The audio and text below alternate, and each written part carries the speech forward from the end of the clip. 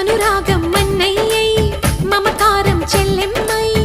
ఈ బంధం వందేళ్ళయ్యే పదినమ్మి చేరిందా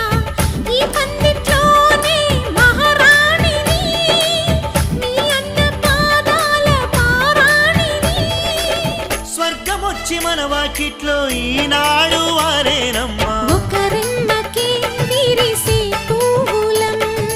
ఒక పెదవిపై మురిసే నవ్వులం అనురాగం చేసే పెళ్లికి శుభలగ్నము